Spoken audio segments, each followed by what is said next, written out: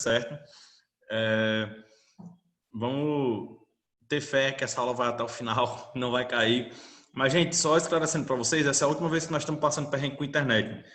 A partir da próxima semana, graças a Deus, meu internato vai voltar. E a partir da próxima terça, eu estarei já dando aula em casa, com imagem com a qualidade melhor, usando o tablet e notebook direitinho. Mas a única desvantagem da gente estar achando aula por aqui, né? Porque vocês estão me vendo só pelo computador. E a imagem do meu rosto não fica tão legal. Mas nenhuma imagem do meu rosto vai ficar tão legal também não, porque, né? Desgraça. Pessoal, eu queria combinar um negócio com vocês. Vocês têm alguma coisa na quarta-feira à noite e na quinta-feira à noite?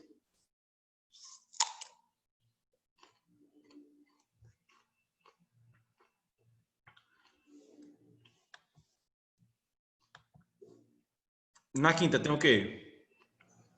Só a específica, né? De Sâmio? Não, a tua. Não, mas a aula quem vai dar é Vinícius. Mas se for na conta do núcleo, né? Eu tava pensando em usar a conta da prova.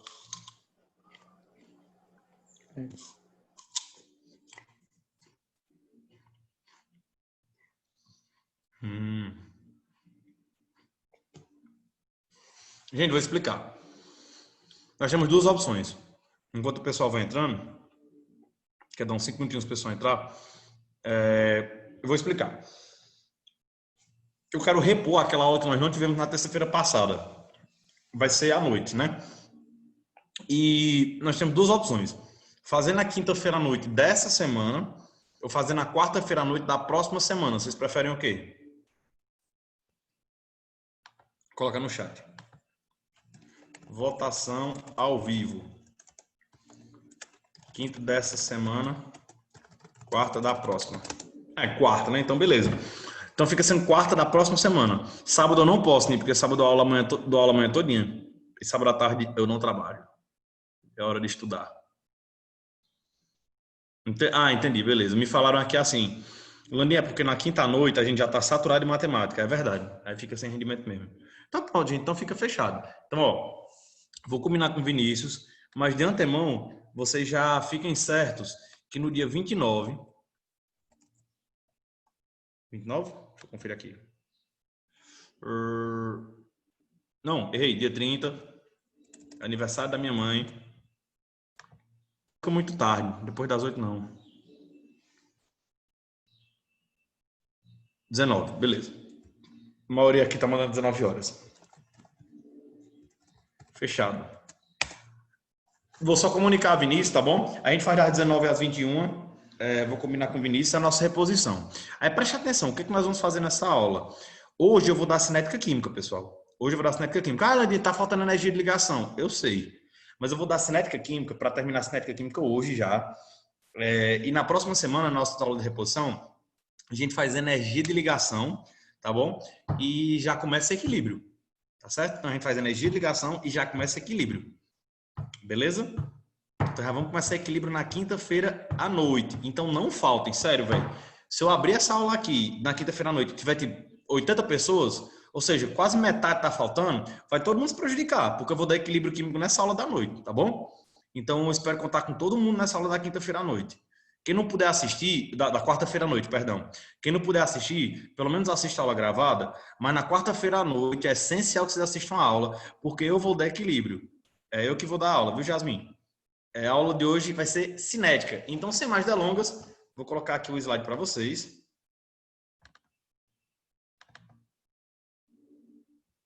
Todo mundo vendo o slide? Deixa eu só ajeitar o fone, não está mau contato aqui no meu.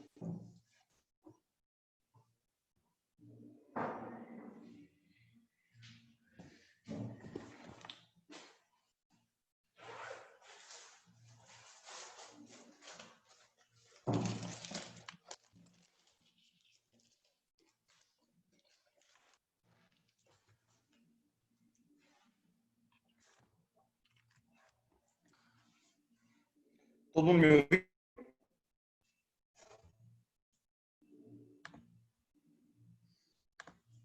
Todo mundo me ouvindo? De boa? Posso ir? Vamos lá. Pessoal, então a nossa aula de hoje é sobre cinética química. A cinética química, gente, ela é basicamente um complemento à aula passada, que foi a aula de termoquímica. Então, vamos lá, vamos rever, porque nossa aula foi há 15 dias atrás. Eu queria lembrar para vocês alguns conceitos muito importantes que a gente viu. Por que tu não dá equilíbrio na aula de terça? Porque o equilíbrio é o próximo assunto, Flávio. Porque equilíbrio é o próximo assunto. Senão eu vou ter que enrolar vocês e vou perder uma semana. Eu tenho que ir para equilíbrio, porque agora é cinética, na próxima tem que ser equilíbrio. Senão a gente vai atrasar. Eu vou dar equilíbrio justamente para a gente não ficar atrasado. Se eu não der equilíbrio na quinta-feira à noite, a gente vai atrasar. Sim. Então, pessoal, a gente teve aula há 15 dias atrás, né? Então faz um pouquinho de tempo. E eu queria lembrar para vocês o que é que nós estudávamos na termoquímica. Acabei de falar que energia de ligação eu não vou dar hoje, que eu vou dar na aula da quinta-feira. Eu acabei de falar.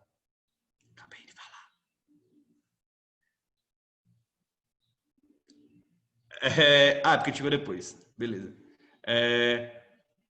Peraí que tá a confusão do Satanás. Na quarta-feira, às 19 horas, vai ter a aula de reposição. Eu vou dar o que está faltando de energia de ligação e vou continuar equilíbrio. Porque assim, terça tem aula. Aí vai ser equilíbrio, tá ligado? Só que quarta vai ser a outra parte de equilíbrio, que é nada mais, nada menos que pH e POH. Ficou claro?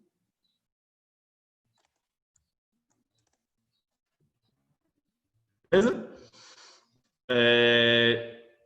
Então, só recapitulando pela última vez, na próxima quarta à noite, às 7 horas, a gente vai ter uma aula de reposição. Eu vou dar a parte da energia de ligação que ficou faltando. E nós vamos continuar o estudo do equilíbrio. A gente vai começar a ver equilíbrio na terça. A gente vai continuar na quarta-feira à noite, tá bom? Vamos lá. Gente, então na aula de termoquímica, que foi há 15 dias atrás, a gente estudou a energia nas ligações, nas reações. Porque eu mostrei para vocês o seguinte, que toda reação, para acontecer, não é só assim, vou reagir. Não, tem um passo a passo. E que passo a passo é esse? O reagente precisa quebrar suas ligações para que o produto forme novas ligações. Aí, beleza. O que foi que a gente aprendeu nesse passo a passo? Algumas etapas. Primeira etapa, o reagente tem que absorver a energia. Aí, quando ele absorve a energia, ele quebra a sua ligação. O produto, por sua vez, ele vai ter que liberar parte dessa energia que foi absorvida para que novas ligações possam ser formadas. Ok.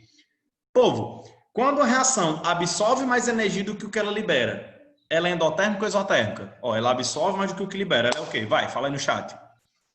Ela absorve mais do que o que libera. Ela é endotérmica ou exotérmica? Endotérmica, perfeito. E quando ela libera mais do que absorve, ela é o quê? Exotérmica, maravilha. Aí eu falei para vocês na aula que cada reação dessa ela causa uma sensação diferente, né? Ela gera uma influência no ambiente. Que influência é essa? Por exemplo, se uma reação exotérmica acontece, ela deixa o ambiente mais frio ou mais quente? Mais quente. Lembra que a exotérmica libera energia para o ambiente. Então o ambiente recebe energia e o ambiente fica mais quente. Já a reação endotérmica, quando ela acontece, ela deixa o ambiente mais frio ou mais quente? A endo. Mais frio. Maravilha.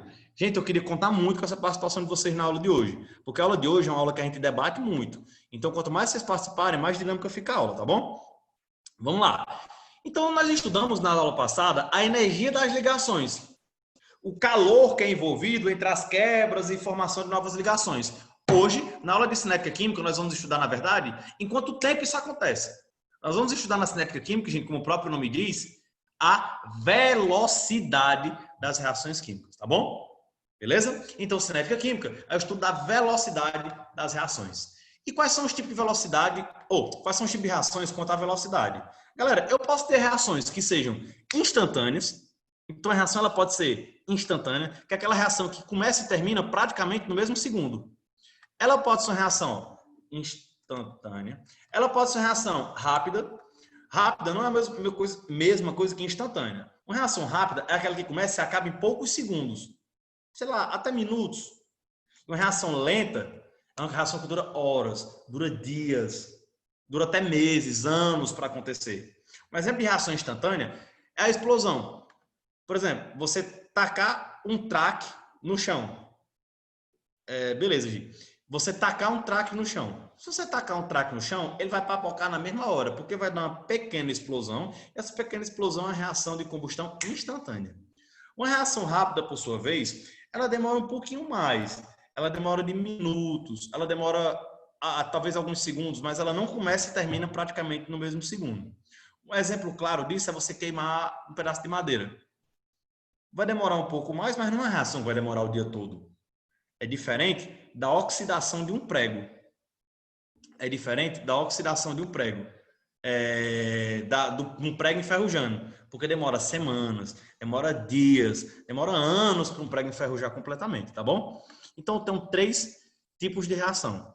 A reação endotérmica, a reação instantânea, a reação rápida e a reação lenta. Beleza? Beleza. Mas quais são os fatores que fazem com que essa reação seja rápida, seja lenta? Antes de entender quais são os fatores que fazem com que uma reação seja mais rápida ou mais lenta, é interessante a gente entender o que uma reação precisa para acontecer.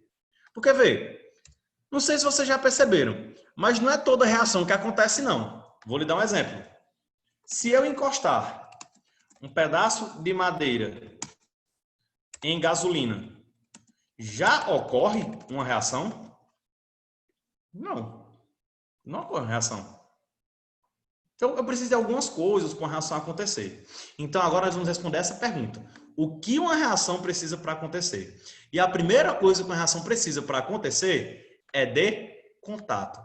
Claro, meu filho. Não tem como uma reação acontecer se você colocar, por exemplo, um recipiente com um ácido e um recipiente com uma base. Vai reagir? Vai, desde que eles estejam em contato. Porque de que adianta tu colocar o ácido na sala e a base na cozinha? Não vai ter reação nunca, né? Então, precisa ter contato. Mas muito cuidado que não é qualquer contato, não. Não é qualquer contato, não. Esse contato precisa ser um contato efetivo.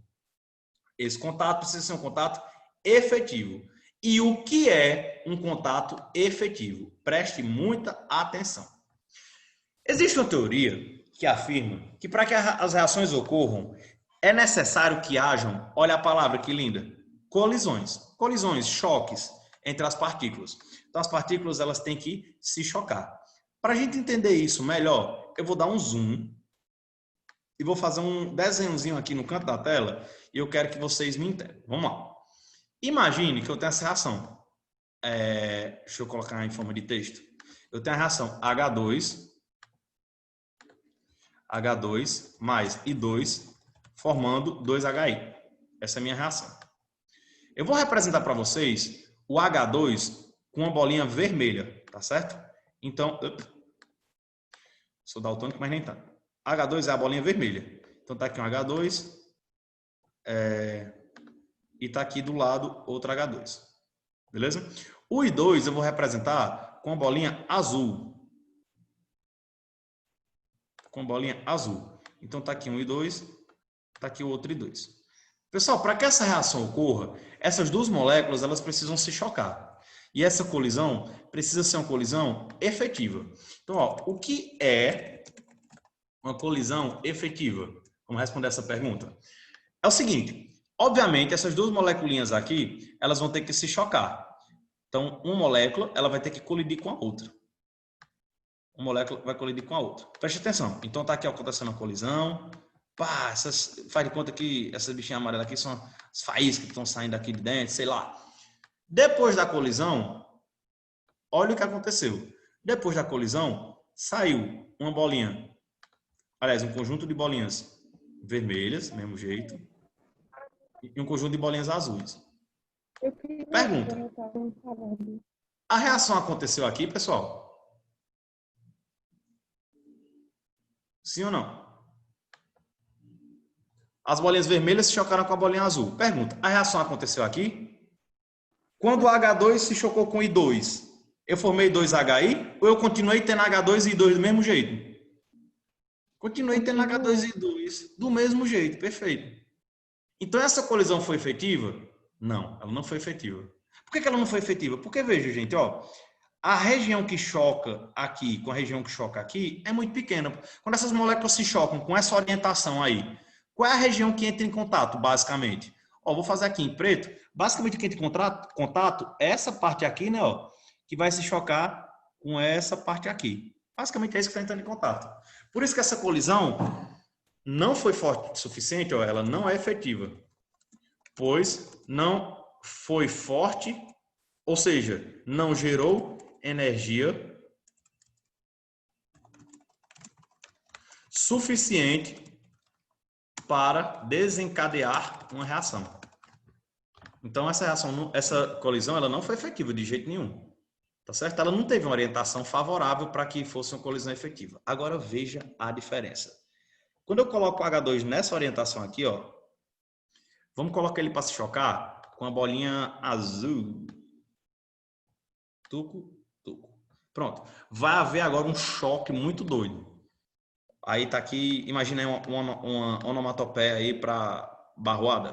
Plash. Então, cacau, pronto. Colisão.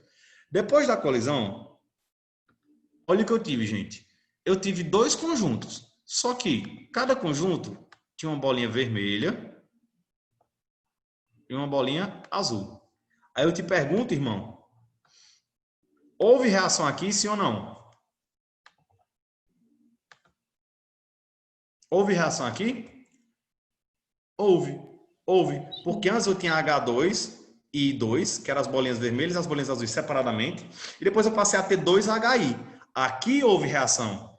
Por isso que nós dizemos, pessoal, que essa é uma colisão efetiva. E por que ela é uma colisão efetiva? Agora nós vamos entender o que é uma colisão efetiva. Porque ela gera energia suficiente para desencadear a reação. Pronto. Isso é uma colisão efetiva, pessoal. Uma colisão efetiva é uma colisão que gera energia suficiente para desencadear a reação. Vai haver a permuta dos reagentes. O cara que estava ligado a um agora vai se ligar a outro, o cara que estava ligado a outro agora vai se ligar a um. E o que uma colisão precisa para ser efetiva? Gente, precisa de uma orientação favorável. É isso que uma colisão precisa para ser efetiva. Ela precisa de uma orientação favorável. Como assim, gente? Ela precisa ocorrer, gente, de um jeito que a área de choque seja a maior possível. Que essa reação ela possa gerar a maior quantidade de energia possível. E é muito simples você entender isso. Qual a diferença dessa reação para essa reação 2? Galera, a reação 1, a área de choque, como eu mostrei para vocês, é só isso. Ó. Vou circular aqui de outra cor, deixa eu circular aqui em amarelo. A área de colisão, gente, é só isso. Ó. Essa parte aqui da extremidade. Agora, olha a superfície de colisão aqui na figura de baixo, como é muito maior. Como eu tenho mais coisas se chocando, a colisão é mais intensa, ela gera mais energia, ela consegue ser efetiva. Gente, vocês entenderam que é uma colisão efetiva, sim ou não? Tudo tranquilo? O áudio está travando, pessoal?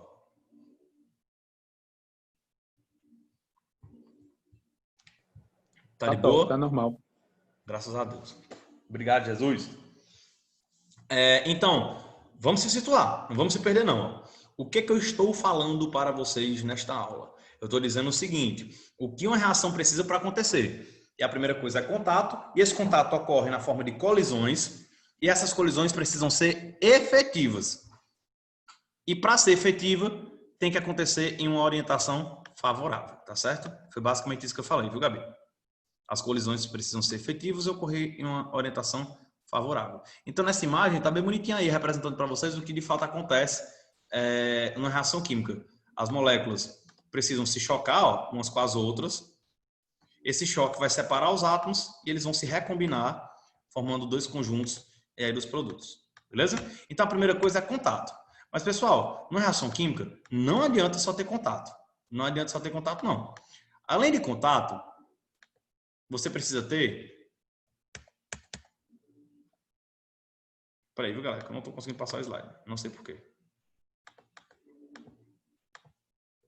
Peraí que bugou. Mas vai dar certo. Pronto. Além de contato, pessoal, você precisa ter afinidade. Além de contato, eu preciso ter afinidade. Porque, gente, aí eu coloquei essa imagem linda desses pandinhas foférrimos aí para vocês. Porque, gente, não adianta se chocar se não tiver afinidade. Ops.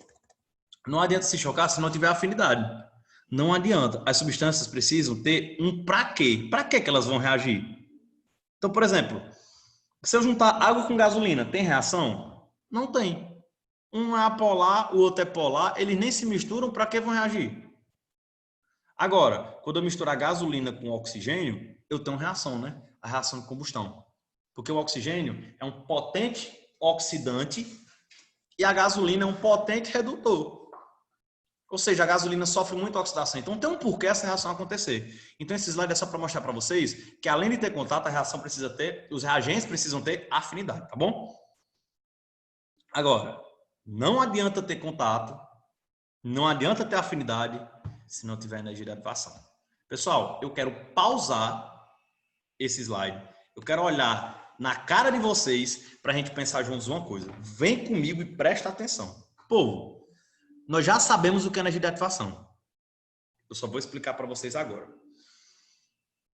Presta atenção. Lá na aula de termoquímica, eu falei para vocês o quê? Que toda reação para acontecer, os reagentes precisam ser quebrados. Aí vai lá, ó. Toda reação para acontecer, o reagente precisa ser quebrado. Gente, e para quebrar as ligações, você absorve ou a reação absorve ou a reação libera energia? Absorve. Então, toda reação para acontecer precisa de energia, né? Toda reação para começar precisa de energia. Para que essa energia? Para quebrar as ligações. Pronto, eu já tinha explicado isso na aula termoquímica, só que eu não dei o nome, e agora eu vou dar o nome. O nome da energia necessária para a reação acontecer é energia de ativação. Já foi explicado, eu só não falei o nome. Então vamos lá. O que é a energia de ativação? Conceito que todos os alunos de todos os lugares do mundo vão saber sobre energia de ativação. Isso é o conceito que todos os alunos de todo o planeta vão saber. Energia de ativação, todo mundo vai saber que é a energia necessária para que a reação ocorra. Isso aqui todo aluno de todo buraco sabe. Mas o que você do núcleo vai saber que os outros não sabem? Você vai saber relacionar isso aqui com a termoquímica. Por quê, pessoal? Por que toda reação precisa de energia de ativação? Porque toda reação começa absorvendo energia para quebrar as ligações dos reagentes. Simples assim. Beleza? Então, o aluno da rua, ele vai dizer assim, que a energia de ativação é a energia necessária para que a reação ocorra. Você vai saber que é a energia necessária para que a reação ocorra, porque toda reação, para começar, precisa quebrar as ligações dos reagentes, e para isso a reação tem que absorver energia. Tranquilo? Como é que você vai verificar a energia de ativação em um gráfico? Eu já mostrei também na aula passada. Eu só não falei como era, mas eu mostrei, ó. Vamos lá. Lembra que toda reação começa absorvendo energia? E para que ela absorve energia? Para quebrar a ligação. Ó. Então ela absorve energia para quebrar a ligação, absorve energia para quebrar a ligação, absorve energia para quebrar a ligação, absorve energia para quebrar a ligação. Quando chega aqui, ela parou de absorver energia.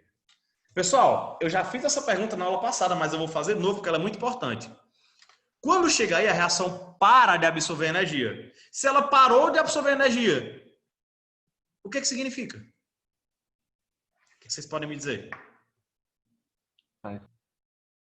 As ligações foram quebradas. Todas as ligações já foram quebradas. Pessoal, se a reação absorve energia para quebrar a ligação e ela para de absorver, é porque todas as ligações foram quebradas. Então, galera, qual foi a energia necessária para que a reação ocorresse? Ou seja, qual foi a energia absorvida para que a reação ocorresse? Foi daqui, ó, do ponto inicial, aqui, ó, até aqui em cima. Foi isso aqui. Esse tracinho aqui é a medida da energia de ativação. Que as questões vão colocar assim, EAT, energia de ativação. Beleza? Então, ó, a energia de ativação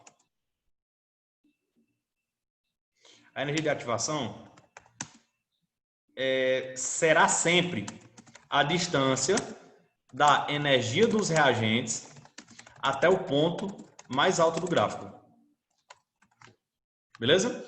De novo, ó. A energia de ativação, pessoal, ela vai ser sempre da energia dos reagentes. Ah, onde é que está a energia dos reagentes? Aqui, ó. Isso aqui em amarelo, que eu estou sublinhando agora, é a energia dos reagentes, até o ponto mais alto do gráfico. Esse ponto aqui. Isso é energia de ativação. Laninho, como é que eu faço para calcular? Ué, a questão vai dizer, tipo assim, ó. O reagente tem uma energia igual a 17 kJ. E o ponto mais alto do gráfico tem energia igual a 43 kJ. Então, pergunta, quanto é a energia de ativação desse meu exemplo? É só você fazer. Quanto é de 17 para 43? 26 kJ. Beleza? Mais ou menos 26 kJ. Mais 26 kJ. Porque a energia de ativação, gente, sempre é uma energia positiva. Porque ela não é a energia que está sendo absorvida para quebrar as ligações. Então, ela sempre vai ser positiva, já que ela está sendo absorvida. Se você fez alguma coisa de energia de ativação e seu número deu negativo, refaça. Você fez errado. Tem que ser positiva. Beleza? Davi perguntou, Landim, por que os átomos se recombinam e não voltam para suas mesmas ligações? Davi, toda reação ocorre com a intenção de formar um produto mais estável. Toda reação busca a estabilidade, é o que a química quer, buscar a estabilidade dos compostos. Então, quando a reação acontece, quando os compostos se recombinam, o produto que é formado é mais estável do que o reagente, geralmente. Por essa razão, por as ligações serem mais estáveis, eles não voltam para a situação original. Beleza? Pessoal, dúvidas até aqui?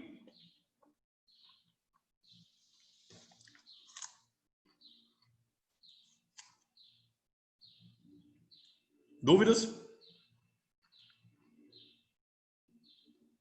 O Davi falou, em caso de reações inversas. Aí é porque os compostos eles têm reatividades semelhantes. Então a reação acontece, mas ela pode acontecer de volta, voltando. Tá certo? Em situações muito específicas, em algumas reações muito específicas. Beleza? Pessoal, para você que se perdeu, nós estamos falando do que uma reação precisa para acontecer. Nós dissemos que precisa de contato, dissemos que precisa de afinidade, agora eu disse para vocês que precisa de energia de ativação. E antes de eu passar para o próximo ponto, vamos entender qual é o caminho que a reação percorre? Gente, preste atenção. Aqui é um gráfico. Beleza. Mostra a energia e o caminho da reação. Primeira pergunta. Essa reação aí que está aí no gráfico é endotérmica ou exotérmica? Exotérmica, perfeito. Que voz, hein? Que voz, hein? Exotérmica. Fala de novo, vai. Exotérmica. Por quê, gente? Porque a reação para acontecer perde energia. A reação para acontecer perde energia. Naruto Uzumaki aí, mano, o cara tá um vozeirando, mano. Que pregas são essas? Pregas vocais, né? Claro. Beleza. O que seria a energia de ativação? Aqui na energia do reagente, é a distância da energia do reagente até o ponto mais alto do gráfico. Isso aqui é o que é equivalente à minha energia de ativação, lembrando que sempre vai ser um valor positivo. Beleza. É AT, vou botar assim. Pessoal, então vamos lá. Vamos supor que essa reação seja assim, ó.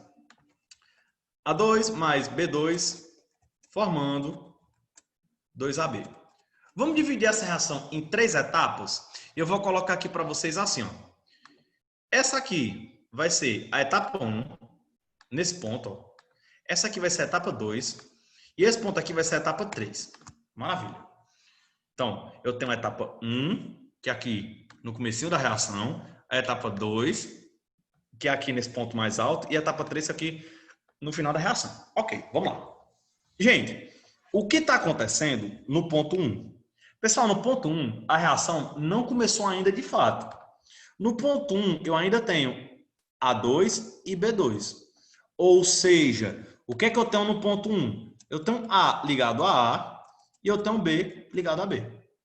É isso que eu tenho no ponto 1. O A está ligado a A e o B está ligado ao B. Então, ou seja, eu tenho A2 e B2. Landim, não estou conseguindo... Aqui, ó. Mais bonito. Ó. Meus reagentes. A2 e B2. A reação não começou ainda. Aí, o que vai começar a acontecer nessa reação? Reagente absorve energia para quebrar a ligação. Nunca esqueça disso, ó. Absorve energia para quebrar a ligação, absorve energia para quebrar a ligação, absorve energia para quebrar a ligação. Opa! Parou de absorver. Vou refazer essa pergunta e vocês já têm a resposta dela. Gente, se parou de absorver, é porque o que aconteceu para parar de absorver? Respondam, não deixa eu falar sozinho, não. Quebraram todas as ligações. Perfeito. Todas as ligações foram quebradas. E agora o que vai começar a acontecer? Formação do produto. Exatamente. Então, ó, quebrou todas as ligações. Então, eu não tenho A mais ligado a A. Assim como eu também não tenho mais B ligado a B. O que eu tenho, na verdade, é as ligações de A com A terminando de serem quebradas e as novas ligações de A com B terminando de serem, ou começando a serem construídas. Eu não tenho mais nenhuma ligação aqui de fato. Na verdade, nesse ponto, eu só tenho interações. Na verdade, eu tenho um complexo de interações. Um complexo de interações. Complexo de interações? É um complexo de interações. Por que complexo de interações? Porque eu não tenho nenhuma ligação de fato. As ligações que eu tinha já foram quebradas. E as novas ainda não estão formadas, mas vão começar. Então, eu tenho um complexo de interações nesse ponto 2. Esse ponto 2, gente, é onde eu vou colocar uma estrelinha aqui, ó. É o ponto mais alto do gráfico. Vou colocar uma estrelinha mais forte, colocar uma estrelinha de azul. É esse ponto mais alto do gráfico. Ó. Olha, todo mundo olhando para a tela. Todo mundo olhando para a tela, todo mundo olhando para a tela. Estrelinha azul na tela, estrelinha azul na tela. Cadê a estrelinha azul? Não tem estrelinha azul. Fui tapeado aqui pelo meu computador. Mas ok. Essa estrelinha aí no ponto mais alto do gráfico. Pessoal, como é que se chega nesse ponto mais alto do gráfico aqui? Como é que você consegue chegar nesse ponto mais alto? Não é absorvendo energia? É absorvendo energia. Absorvendo que energia? Não é energia de ativação que você absorve? É por isso, gente, que esse ponto mais alto do gráfico, onde eu tenho esse complexo de interações, é chamado de complexo ativado. É por isso que recebe o nome complexo ativado. Por que recebe esse nome complexo ativado? Porque é um complexo de interações, por isso complexo, que você chega nele através da absorção da energia de ativação, por isso complexo ativado. Tranquilo? Então, vamos falar um pouquinho sobre esse complexo ativado. Ele é a quarta coisa com a reação... Aliás, a quinta coisa... Enfim, é outra coisa que a reação precisa ter para acontecer. Toda reação precisa chegar no complexo ativado. Então, o que é o complexo ativado? Vamos lá. O complexo ativado é o ponto de maior energia durante a reação. Esse complexo ativado não existe nenhuma ligação de fato, apenas interações. Isso acontece porque as ligações dos reagentes já foram todas quebradas e as novas ligações nos produtos estão começando a serem construídas. Beleza? Gente, esse complexo ativado, ele tem muita ou pouca energia? Muita.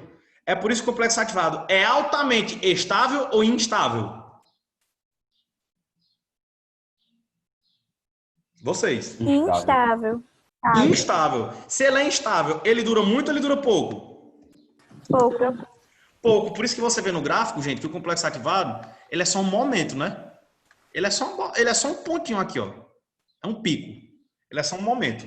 Você não vê na química nenhum gráfico assim, não. Ó. Deixa eu ver se eu consigo desenhar. Porque eu estou pelo mouse do computador, é muito ruim.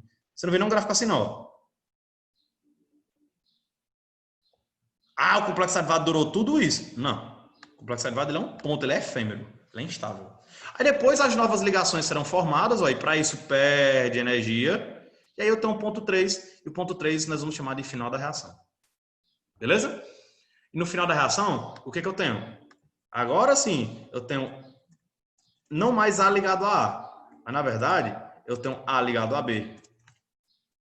Eu tenho A ligado a B. Está acabada a reação. Então, gente, vocês entenderam tudo sobre uma reação. Como ela ocorre, o que precisa acontecer com ela, quando é que absorve, quando é que libera, o que é complexo ativado, o que é energia de ativação, vocês entenderam? Tudo. Beleza? Beleza. Então, a reação precisa de contato, afinidade, precisa de energia de ativação e, por último, para acontecer, ela precisa do complexo ativado. Tranquilo? Tranquilo. Pessoal, mas existem maneiras, tá aí o complexo ativado, ó, mas existem maneiras diferentes disso aqui cair na sua prova. Uma questão muito comum na sua prova é isso aqui, ó. Aí eu pergunto para vocês, vamos lá, coloca aí no chat. O que é B? O que é Bzinho? B pequeno. O que é Bzinho? Maravilha. É a EAT, né? É a energia de ativação. Deixa eu pedir para eu voltar, peraí.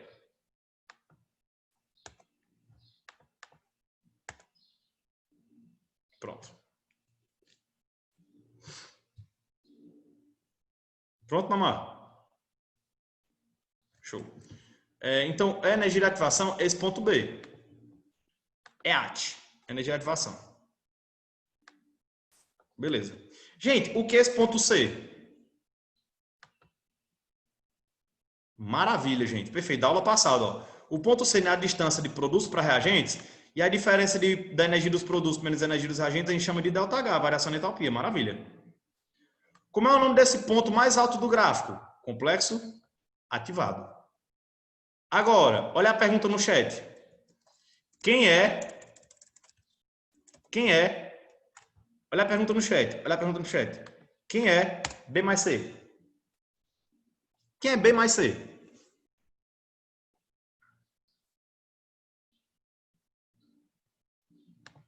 Ó, B mais C é isso aqui tudo.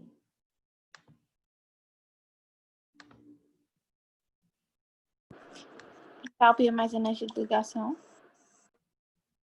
É a variação de entalpia mais energia de ligação. Mas o que ela representa?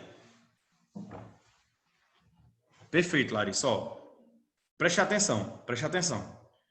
Vamos analisar a reação indo da direita para a esquerda? Vamos analisar a reação indo da direita para a esquerda. Indo, ó. Indo. O que é energia de ativação? A energia de ativação é a distância dos reagentes até o complexo ativado, né? Até o ponto mais alto. Então, a energia de ativação é Bzinho. Agora, vamos analisar a reação inversa. Inversa? Ao invés de ser A2 mais B2 formando 2AB, vamos analisar ela voltando. AB formando A2 mais B2, a inversa. Gente, o que seria a energia de ativação da inversa? Lembre-se sempre, energia de ativação é sempre a distância do reagente até o complexo ativado, né? Ó, gente, olha o reagente aqui em rosa. Tá aqui, né? Ó, o reagente tá aqui. Olha onde está o complexo ativado. Ó, do reagente aqui embaixo, lá para o complexo ativado, lá em cima. Então, gente, B mais C, que é esse trajeto todo, é a energia de ativação da inversa. Energia de ativação, só que é a energia de ativação da inversa. Beleza? Belezinha? Belezinha. Gente, agora existem alguns fatores que fazem com que uma reação seja mais rápida ou seja mais lenta. São coisas que caem demais. Essa é a hora que a saudade da aula presencial aperta, porque, velho, na aula presencial eu tinha planejado fazer experimentos esse ano, mas, enfim, é a vida. Então, triste, mas é a live. Deixa eu só apagar aqui rapidão. Mas, vamos pelo EAD mesmo, vamos estudar quais são os fatores que alteram a velocidade das reações químicas. Vamos lá, gente, ó. Preste atenção. Qual o primeiro fator que... Oi? Volta rapidinho, por favor. Para esse? Não, o outro. Esse? Isso, valeu. Show. Então, gente, quais são os fatores que alteram a velocidade de uma reação química? Gente, são alguns. Vitória, não tem muito... Vitória fala assim, Landim, conceitua a energia de ativação da inversa? No gráfico, ela vai ser a energia de ativação da direta mais o ΔH. Mas na vida, o conceito de... Ixi, mandei foi para Candice. Mas na vida, o conceito de energia de ativação na inversa É a energia necessária que a reação inversa precisa para acontecer, entendeu? Mas no gráfico ela geralmente vai ser a energia relacionada direta mais ΔH, tá bom? Gente, então quais são os fatores que alteram a velocidade das reações? Primeiro, ó, imagina essas duas situações. Situação A e situação B. Hoje eu estou bem rosa. Eu coloquei aí 5 gramas de sorrisal. Sorrisal, aquele comprimido efervescente.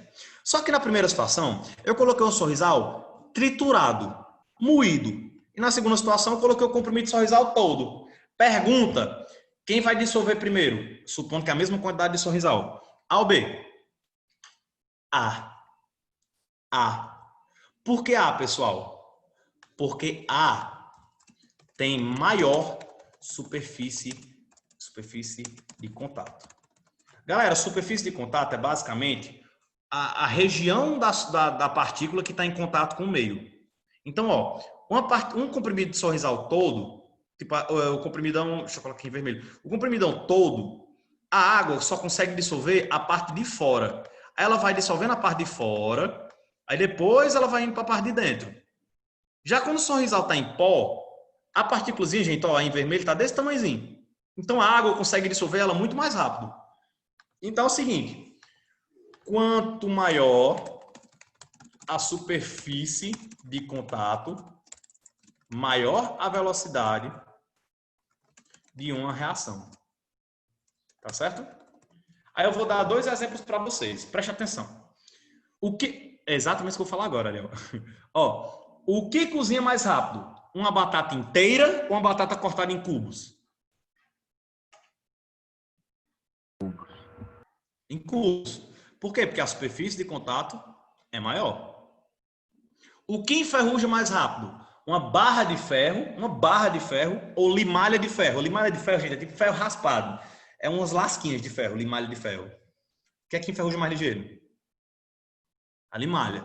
Perfeito, porque a superfície de contato é maior. Landinha, eu tenho uma dificuldade absurda em saber quando a superfície de contato é maior. Gente, é bem fácil, ó. Quanto menor o tamanho da partícula, quanto mais mastigado, quanto mais, olha a palavra, esmagaiado, maior a superfície de contato. Então, quanto mais moidinho, quanto mais esmagaiadinho tiver, quanto menorzinho tiver, mais rápida é a reação. Beleza? É por essa razão que existe a indicação de você almoçar, quando você estiver almoçando, merendando, sei lá, você mastigue várias vezes, porque você vai deixar as partículas alimentares muito menores e a reação de digestão ocorre de forma mais efetiva e de forma mais rápida. Por isso que uma coisa, quando a pessoa tem refluxo, quando chega se queixando de refluxo, a primeira coisa que eu pergunto é, você mastiga bem a comida? A pessoa diz, não, eu boto na boca e já engulo. Pois facilita refluxo, facilita sintomas de azia, e deixar a digestão bem mais lenta, tá bom? O Carlos botou melhor aula para iniciar um churrasco. Pois é. Mais uma vez, é muito mais fácil de dissolver quando a partículazinha está menor. E outro fator que influencia na velocidade da reação é a pressão. Vou dar uma pausada aqui nesse slide, nesse GIF, porque eu quero que vocês entendam uma coisa. Ó, o que uma reação precisa para acontecer? Entre uma molécula e outra, precisa haver o quê? Choques. Contato, perfeito. Contato na forma de choques, né?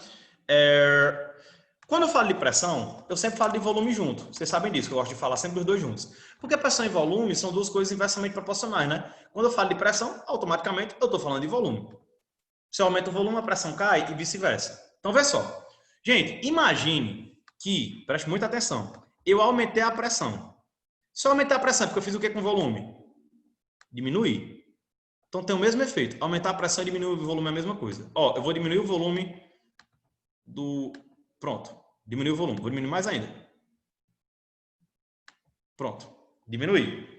Preste atenção, gente. Esse aqui é o recipiente A. Esse aqui é o recipiente B. Pessoal, onde é que vai ter... Faz de conta que tem a mesma quantidade, tá certo? Tem a mesma quantidade de gás aí dentro. Onde é que vai ter mais choques? No recipiente A ou no recipiente B? No recipiente B. Por quê, gente? Quanto menor o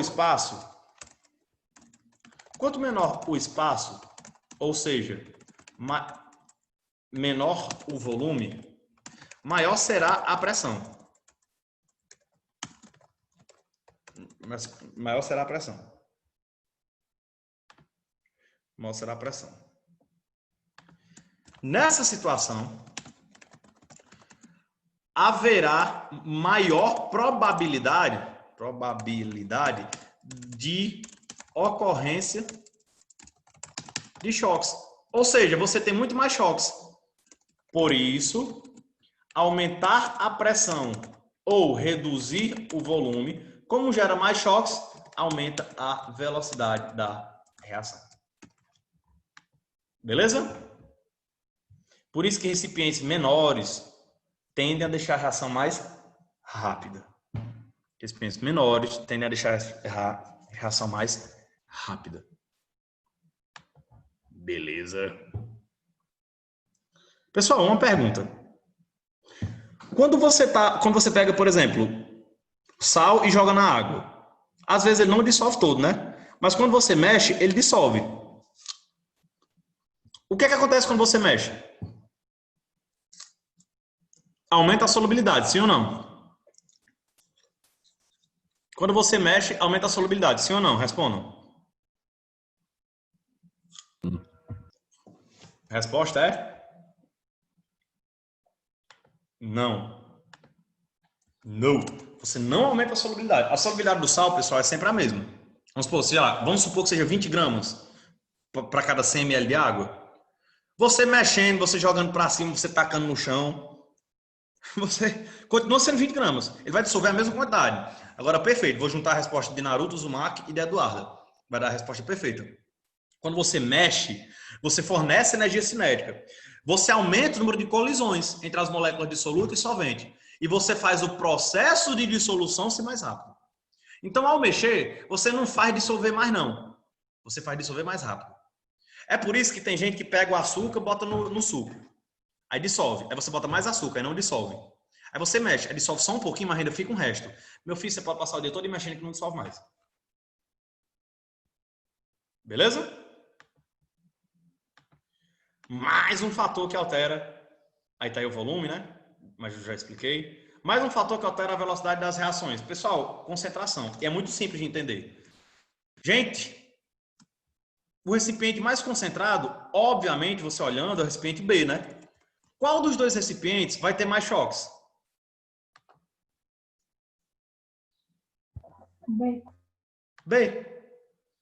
Volto já, viu, Ariel? Deixa eu terminar essa explicação. Recipiente B vai ter muito mais choques.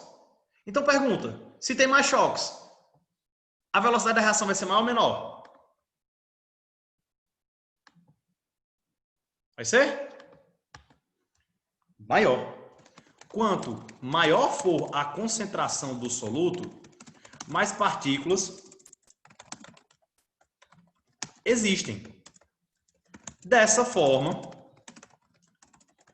a probabilidade de choques é maior e a velocidade da reação aumenta. É só vocês lembrar, gente, se você lembrar que a reação depende dos choques, você lembrar que a reação depende dos choques, você manjou tudo, velho. Você manjou tudo, velho. Porque você pensa, o que aumentar os choques, aumenta a velocidade da reação. O que diminui os choques, diminui a velocidade da reação. Simples assim. Beleza? Bora mais um? Eu acho que eu nem coloquei aqui. Exatamente, Felipe. Quando o churrasqueiro está abanando fogo, ele está jogando mais ar para o fogo, justamente na tentativa de aumentar a concentração de oxigênio da combustão. Justamente. Maravilha, Felipe. Eu nem coloquei aqui, pessoal. Vou colocar aqui no cantinho. Eu esqueci de colocar no slide. Mas, ó, a temperatura. Vamos pensar. O que é a temperatura? É o grau de agitação das moléculas. Ou seja, é a energia cinética média das moléculas. Certo? Gente, quanto maior a temperatura, a molécula não fica... Opa, tem falado errado. Quanto maior a temperatura, a molécula não fica mais agitada? Quando a molécula está mais agitada, ela vai colidir mais ou menos? Mais. Então, por isso, quando eu aumento a temperatura, eu aumento a velocidade. Então, aumentar a temperatura, você aumenta a temperatura, você aumenta a velocidade. Beleza? Fernando perguntou, Landim, maior a pressão, maior a velocidade? Exatamente. Quanto maior a pressão, maior a velocidade. Então, temperatura. Quanto maior a temperatura, mais agitadas as moléculas estarão. Dessa forma, maior é a quantidade de colisões e isso aumenta a velocidade da reação. Ariel, o que é que tu queria voltar, meu velho?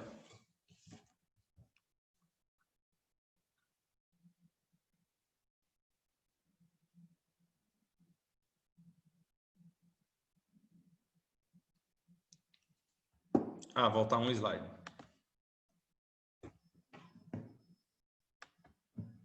Esse aí?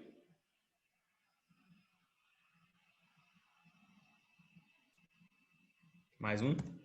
Esse aí?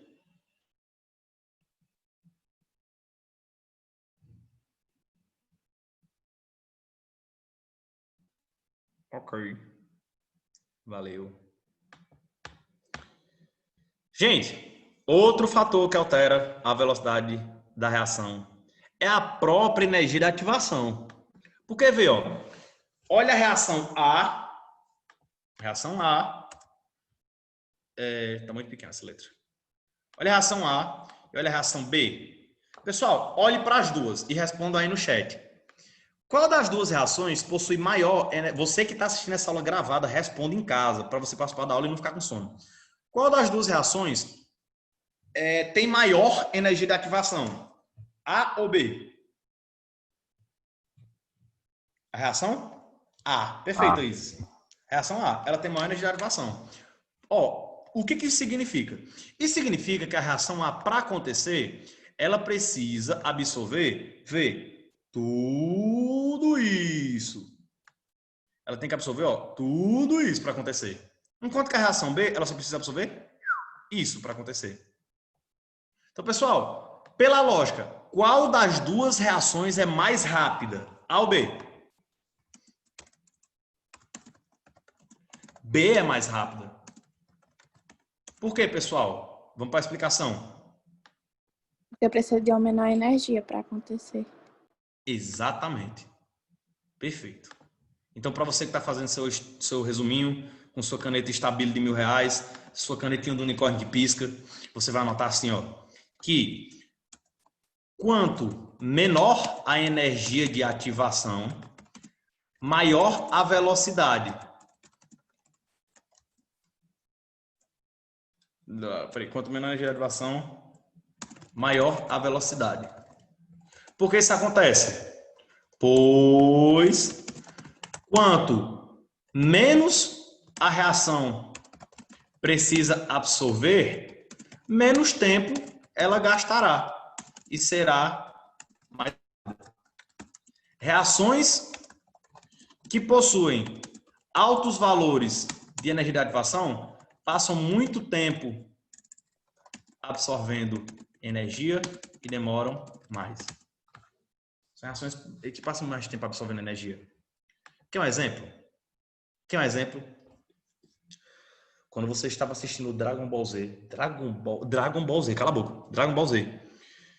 Você sabia quando Goku ia matar o monstro e quando é que ele não ia matar. Você sabia. Sabe o que é que você sabia? Porque assim, ó, quando o Goku ia matar o monstro, ele se preparava. Quando o Goku ia matar o monstro, ele fazia toda uma encenação. Quando o Goku não ia matar ninguém, quando você sabia que aquele Kamehameha não ia matar ninguém, ele fazia só assim, ó. Kamehameha! Não vai matar. Não mata ninguém. Kamehameha aí, fuleiragem. Agora, quando ele fazia...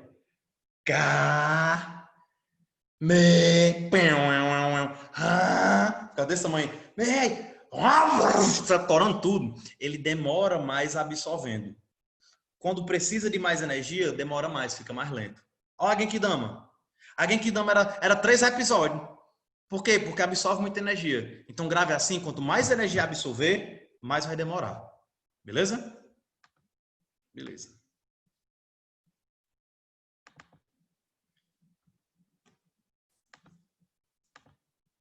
Beleza.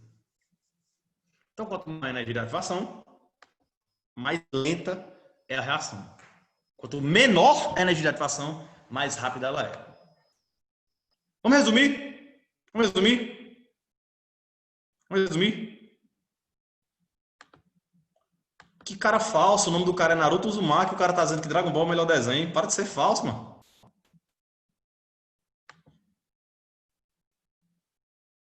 Isso, Candice. As reações endotérmicas, elas tendem a demorar mais. Na hora, Gisele tá perguntando assim, ó.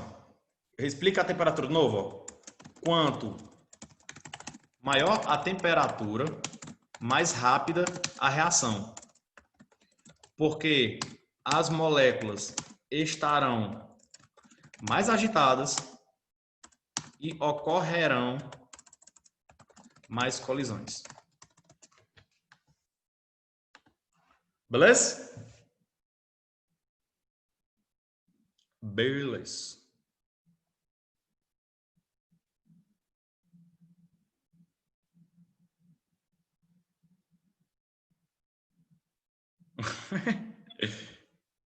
Esse Naruto aí é do tipo que comenta meu casal, total.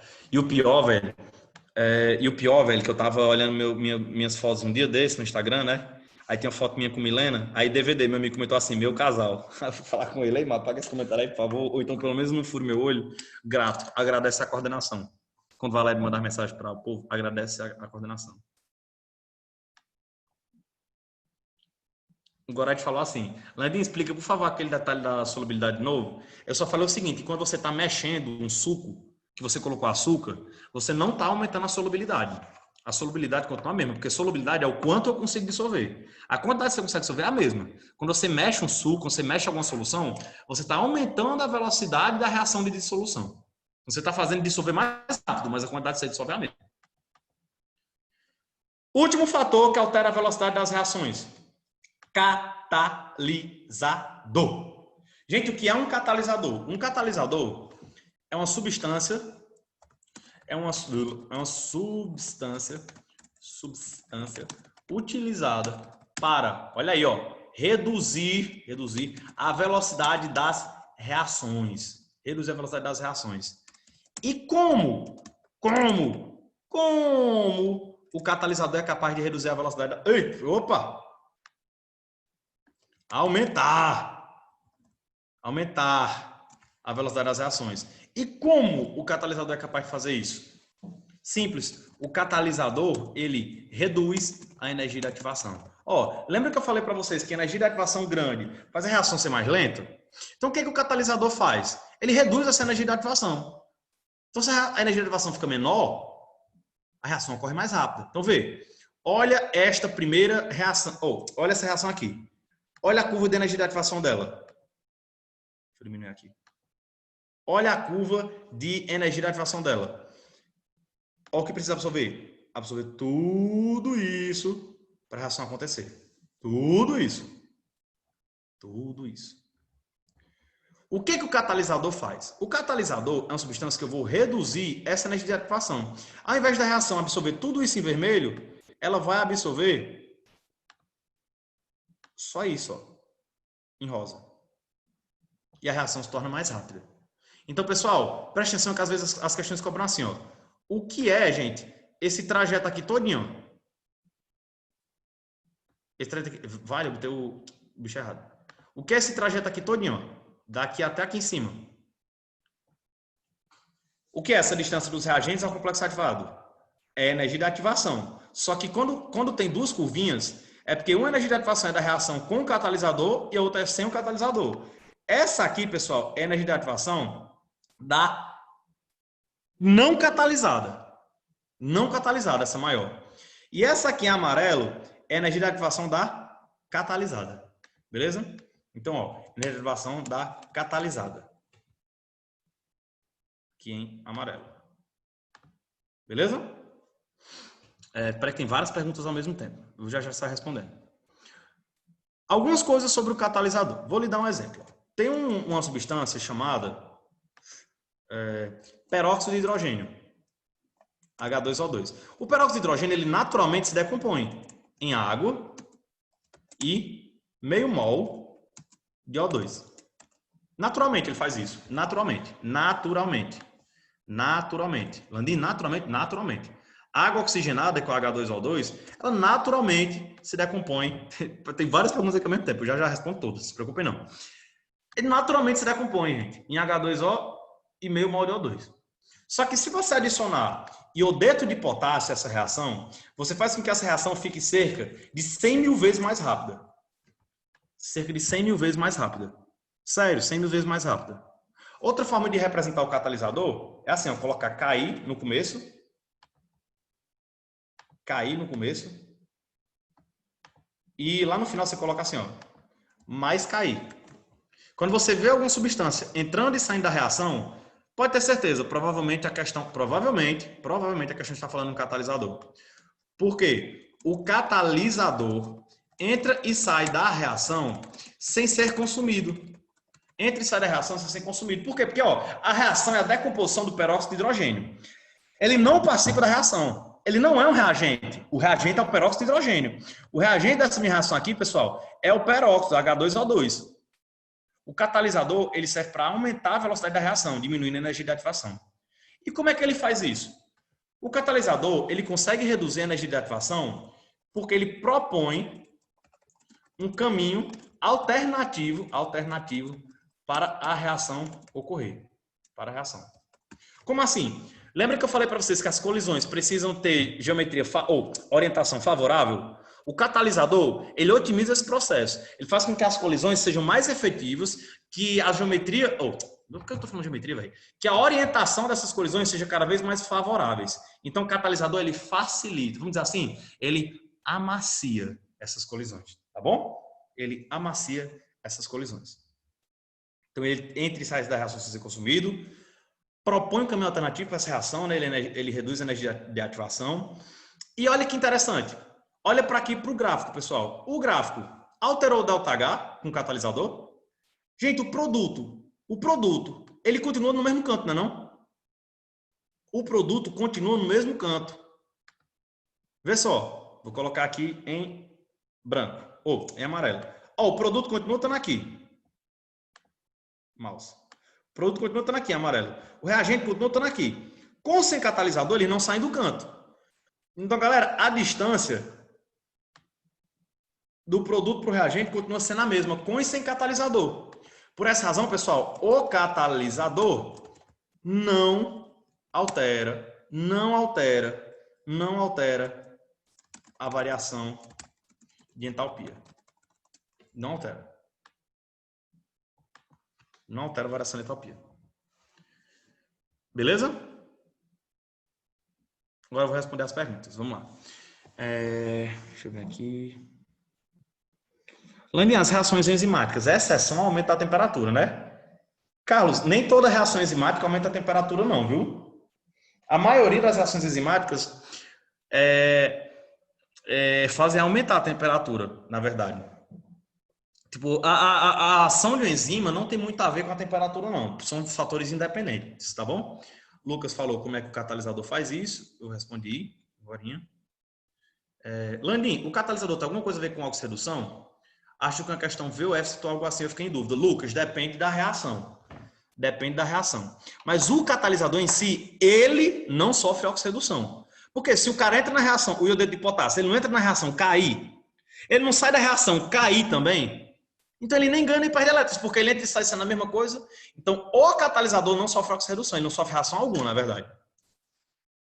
Ariel falou, Lani, pode ser relacionado com catalisadores e enzimas? Pode, eu vou falar isso já já. Catalisador altera o ΔH? Não. Precisa saber quem são os catalisadores? O Hanna perguntou. Não, jamais. Tá doida? Quer dizer, não. Professor, mas isso para ter uma eficácia seria porque é um sistema isolado? Por exemplo, se houver contato com a substância solar, o catalisador não poderia acabar fazendo parte de alguma reação? Duda, o ideal é que todas essas reações que nós estamos estudando, com e sem catalisador, elas acontecem em recipientes fechados. Mas o catalisador, ele é específico para a reação. Por exemplo, o iodeto de potássio, ele só acelera a reação do peróxido de hidrogênio. O iodeto de potássio ele não reage com oxigênio, por exemplo. O iodeto de potássio ele não acelera uma combustão, por exemplo. Ele é específico. Então, mesmo que eu tenha um recipiente aberto, eu não preciso me preocupar com ele reagir com alguma substância do ar, porque eles geralmente são específicos para as reações, tá bom? Lucas, Landinho, o catalisador altera a energia livre de Gibbs, já que ele diminui a energia de ativação e, consequentemente, diminui a entropia? Lucas, boa pergunta. Eu não sei lhe responder isso de livro, porque eu nunca vi isso em livro. Mas, pela lógica, ele não deve alterar, porque a energia livre de Gibbs ela depende só do ΔH e da entropia, certo? Como ela não altera o ΔH, não vai alterar a energia livre de Gibbs. E a entropia, ela depende basicamente da temperatura e da quantidade de moléculas que tem no meio. Então, na minha humilde opinião, o catalisador não altera a energia livre de Gibbs, tá bom? Mas eu não tenho certeza dessa resposta. Carlos perguntou, por que tu falou que o aumento da temperatura aumenta a velocidade? E nas enzimáticas não são assim, porque as enzimas de natura. Aí eu vou lhe devolver com outra pergunta. Mandar aqui no bate-papo. Hã? Não entendi, Carlos. Refaz a pergunta. Pessoal, vamos falar um pouquinho sobre as enzimas, rapidamente. As enzimas, pessoal, elas são nada mais, nada menos que catalisadores naturais. Tá certo? Elas são catalisadores orgânicos. Na verdade, as enzimas são catalisadores proteicos. São catalisadores proteicos. Então, as enzimas, elas aumentam a velocidade de reações que ocorrem no nosso corpo. Tá certo? Por exemplo, existe uma enzima no nosso corpo, ele produz peróxido de hidrogênio. E o peróxido de hidrogênio no nosso corpo, ele é produzido em grandes quantidades até. Só que ele é muito tóxico para nós. Por isso nós temos algumas organelas citoplasmáticas que servem para degradar o peróxido de hidrogênio. Vocês lembram como é o nome da organela citoplasmática que degrada o peróxido de hidrogênio? Peroxissomo. Peroxissomo, perfeito, é fácil de lembrar, né? O peroxissomos, eles degradam peróxido de hidrogênio, tá bom? E para que eles façam isso, eles têm uma enzima. No caso dessa reação, a enzima é a anidrase carbônica, tá certo? É a anidrase carbônica. A anidrase carbônica, ela serve para... Desculpa, falei errado. Nessa enzima é a catalase. Catalase. É a enzima que vai catalisar essa reação aqui de degradação do peróxido de hidrogênio. Outro exemplo, o nosso corpo ele também produz ácido carbônico. Só que o nosso corpo ele degrada esse ácido carbônico em bicarbonato e H+. E uma enzima faz isso. Ela aumenta muito a velocidade dessa reação. E essa sim é a anidrase carbônica, tá certo? Então, nosso corpo ele é repleto de enzimas. E quais são as mais importantes? Mouse. A enzima digestiva. Porque se tu não tivesse pepsina, tu não ia conseguir nem ingerir proteína. Tá certo? Uma enzima muito importante, a lactase. A lactase, ela faz a hidrólise dos disacarídeos, da lactose principalmente, né? E na ausência de lactase, você tem intolerância à lactose. Você não consegue digerir corretamente a lactose. Aí vai ter sintomas de flatulência, diarreia, coisas de quem tem intolerância à lactose já convive. Aí qual o remédio? Tomar enzima que você não tem direito. Beleza? Então o catalisador ele faz isso, Lucas, para tu ter perguntado. Ó. Ele oferece um caminho alternativo para a reação, tá bom? Beleza? Ixi, volta para tirar print. Volto.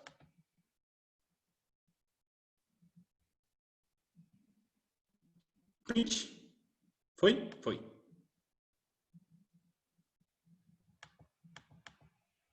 Então tá aí. Acho muito legal esse GIF. Ele explica perfeito o que acontece no catalisador.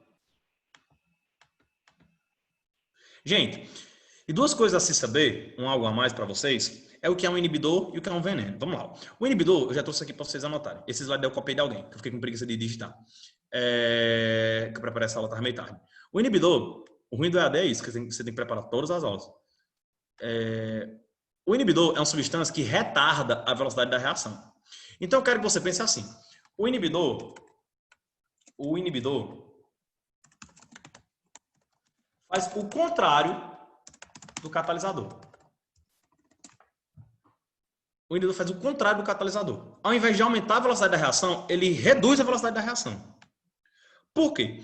O catalisador, ele não otimiza, ele não propõe um caminho mais rápido para a reação, o inibidor faz o contrário. Ele produz caminhos mais longos. Ele faz, por exemplo, a reação precisar passar por uma etapa que antes não precisava. Então, o inibidor faz o contrário do catalisador. Ah, Lani, qual é a lógica de eu ter um inibidor? Ué, se tu tem uma reação no teu corpo que produz alguma substância tóxica. Não é interessante ter um inibidor para que essa substância tóxica seja produzida mais devagar? Ou se uma indústria produz certo poluente na sua atividade, não é interessante ter um inibidor para você produzir cada vez menos esse poluente? Então essa é a função do inibidor, inibir a velocidade da reação. E o veneno é a substância que anula o efeito do catalisador. Então, por exemplo, se eu adiciono iodeto de potássio para aumentar a velocidade da reação de decomposição do peróxido de hidrogênio, eu posso adicionar o ácido sulfúrico, que é o inibidor do iodeto de potássio. Ele vai anular a função do iodeto de potássio e não vai acontecer porcaria nenhuma. Beleza? Então o inibidor, ele faz o contrário do catalisador, faz a reação ser mais lenta, e o veneno, ele anula a função do catalisador. Tá bom?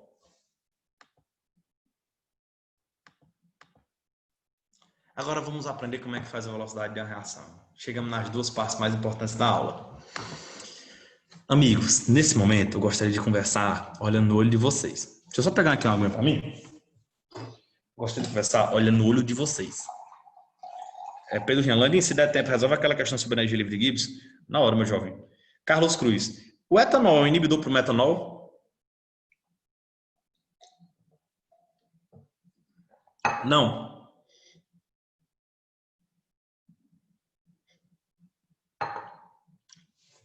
Esquisito. Cheio desse copo. Não. O inibidor, na verdade, ele é um antagonista do metanol. Por quê? Porque ele substitui o metanol. Resumindo. No nosso corpo, nós temos uma enzima no fígado chamada, lembro já, álcool redutase. Lembrei. Álcool redutase. O que a álcool redutase faz? A álcool redutase, ela causa a oxidação dos álcoois. Estranho, né, esse nome? Mas o nome é esse mesmo, álcool redutase. A álcool redutase, deixa eu pensar o álcool redutase mesmo. Tá na informação errada.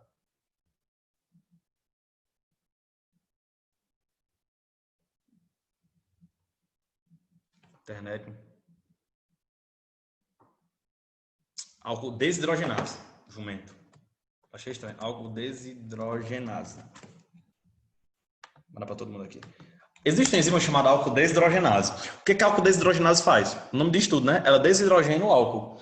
Ela transforma, gente, resumidamente, ela faz a metabolização dos álcoois. Quando você bebe, você ingere o etanol.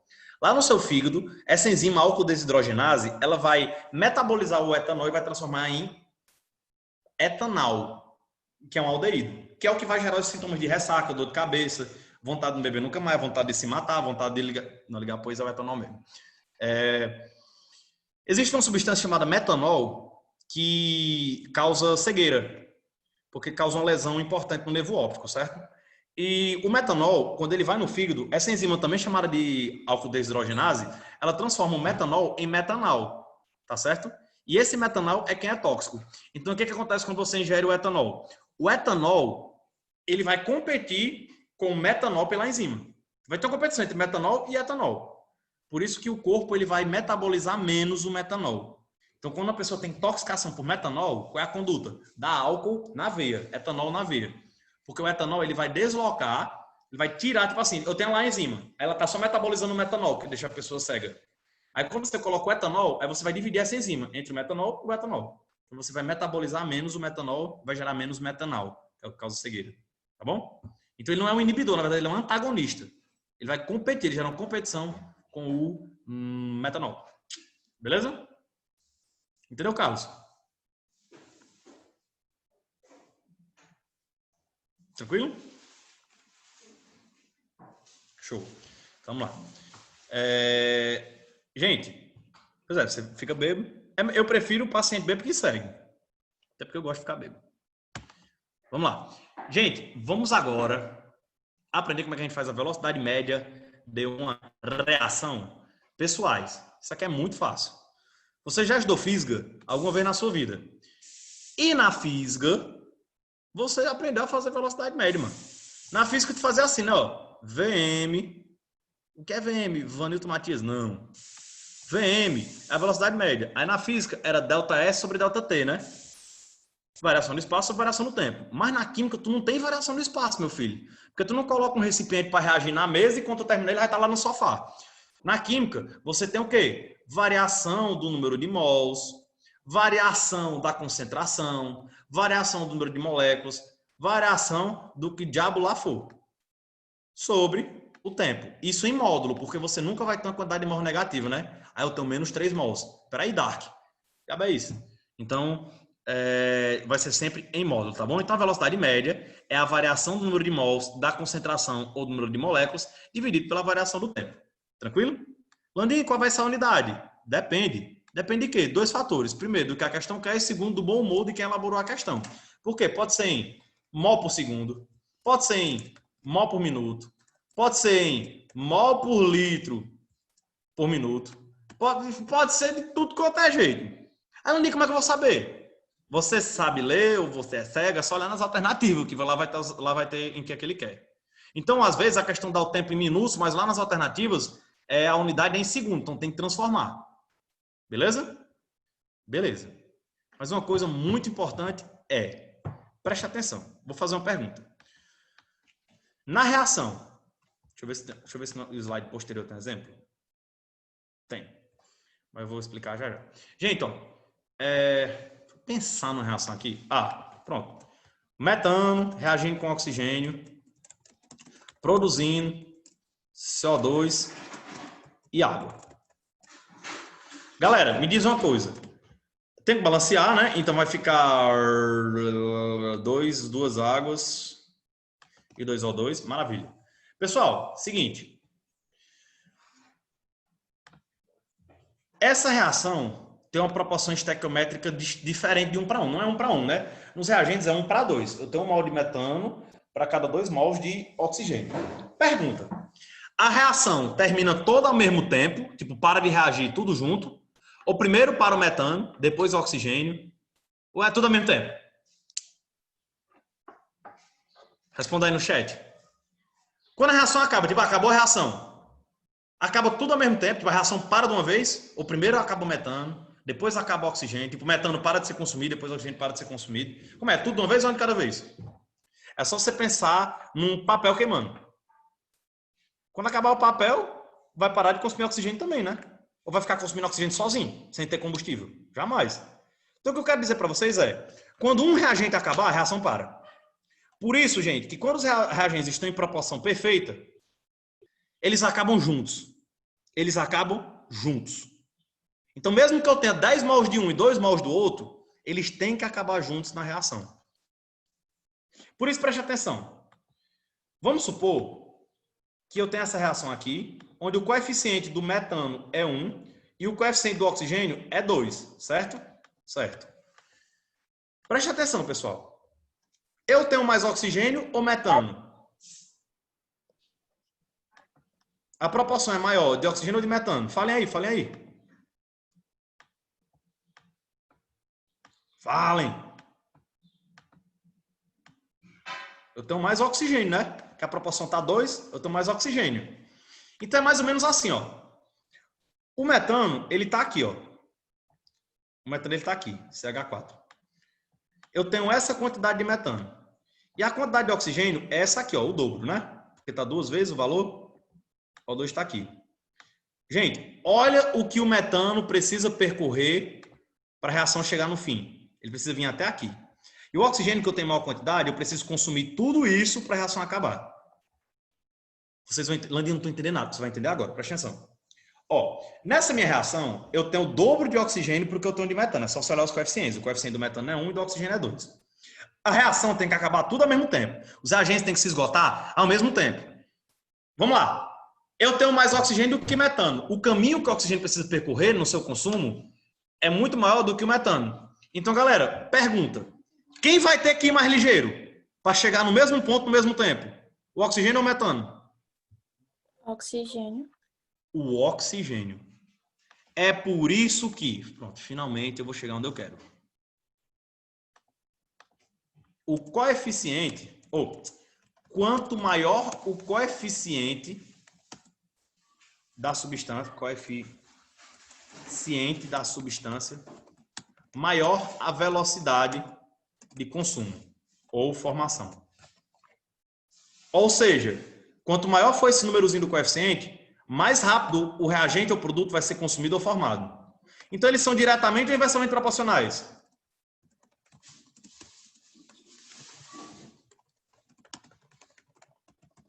Diretamente. O que que isso significa? Minha gente, vamos supor que a velocidade de consumo do metano, CH4, é de 4 mols por segundo. Quanto é a velocidade do oxigênio? De cara. É só você fazer uma regra de 3. Dá para fazer de cabeça, né? Mas eu vou fazer a regra de 3 só para ficar mais fácil de vocês entenderem. Ó. O metano, qual é o coeficiente dele? 1. Então, ó, quando eu tenho 1 mol de metano, ou seja, quando o coeficiente é 1 mol, a velocidade da reação é 4 mol por segundo. Aí o coeficiente do oxigênio é quanto? Ó? 2. Quando o coeficiente for 2, bem mongolzinho mesmo. Quanto é que vai ser a velocidade? X.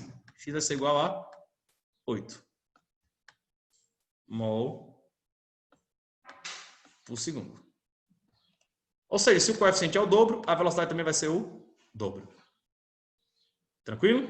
Então, a velocidade média é a quantidade de mols, ou a concentração, ou moléculas sobre o tempo. E para descobrir a velocidade média, você vai pegar os coeficientes. Landim, como é que você vai cair na questão? Lhe digo. Faça a questão. Vou dar 2 minutos para você fazer essa questão.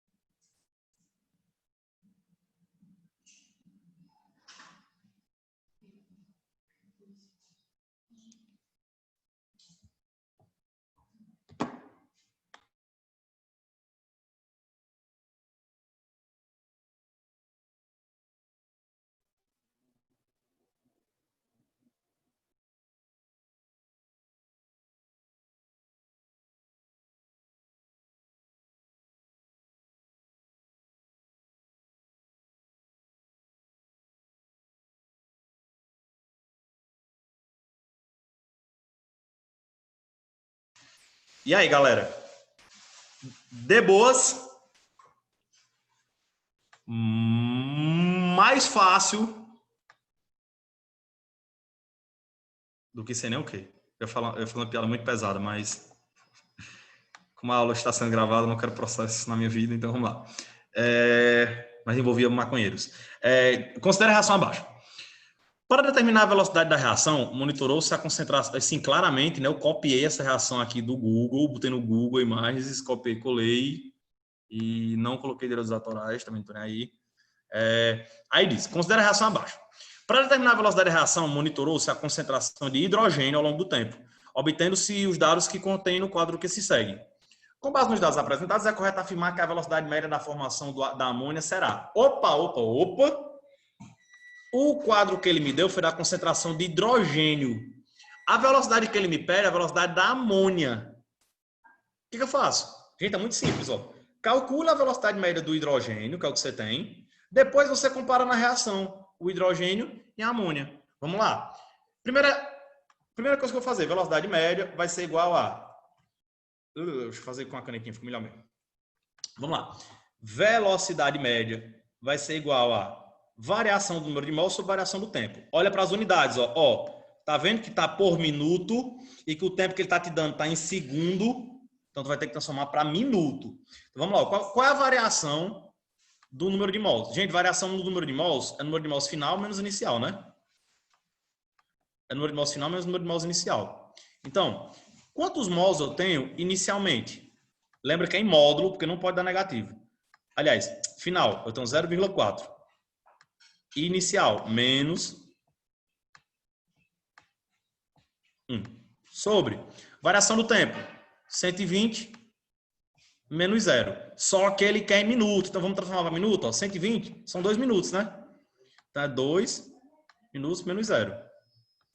Isso vai ser igual a... Gente, quanto é 0,4 menos 1? Ai, menos 0,6. Se tu falar menos não, eu vou sequestrar a tua família.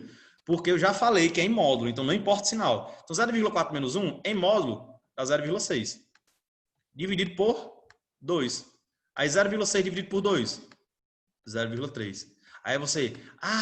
0,3 mol por litro. Mol por litro vezes minuto. Beleza, acertei. Letra C. Letra C. Letra C. Letra C é uma facada que você vai levar se marcar a letra C. Gente, não é 0,3 mol, mas aqui é de quem? É do hidrogênio. A questão não está perguntando a velocidade do hidrogênio. Porque senão a questão seria muito mongoloide, né? A questão está perguntando a velocidade da amônia. Então, vê, você vai ter que fazer uma regra de 3. Qual é o coeficiente do hidrogênio?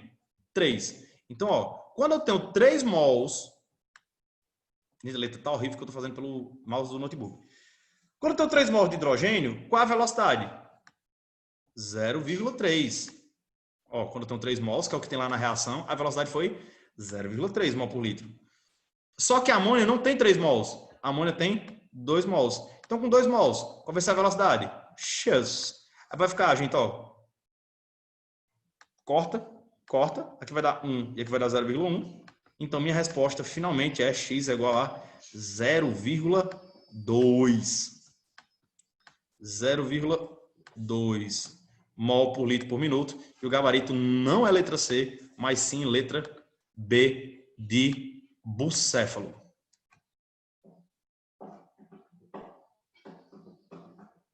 Beleza? Professor, o senhor pode voltar um slide com as anotações, por favor? Vixe, agora voltar um slide vai ser embaça. Porque eu já anotei tanto, aí não aparece mais o que tinha no slide anterior. Foi mouse. É porque como eu estou anotando no aplicativo, como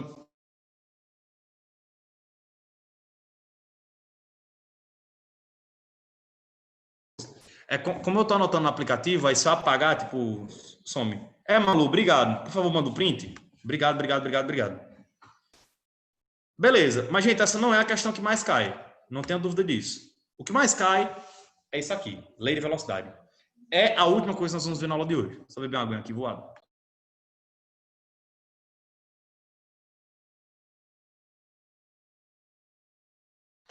Pronto.